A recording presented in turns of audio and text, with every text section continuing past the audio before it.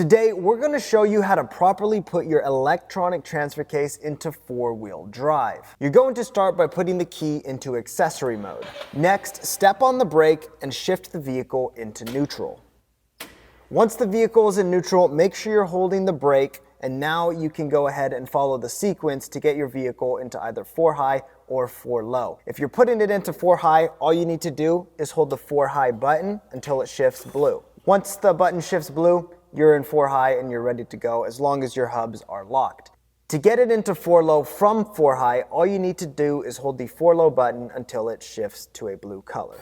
And that is the sequence to get your vehicle from 2 high into 4 low. You need to make sure that you follow that sequence exactly. 2 high, 4 low, and then vice versa to get it back into 2 high. If you're in 4 low, just hold the 4 high button and now hold the 2 high button.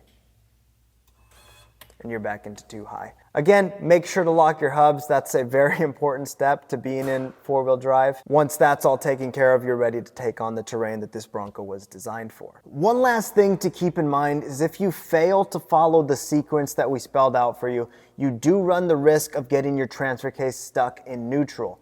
If this happens, you can try holding the 2 high button and do a transfer case reset. If that doesn't work, there are some other things that you can try that get a little bit more complicated. So my best advice for you is to follow the sequence and you'll be good to go. Again, if you guys have any more questions, feel free to get a hold of us and we will definitely help you out.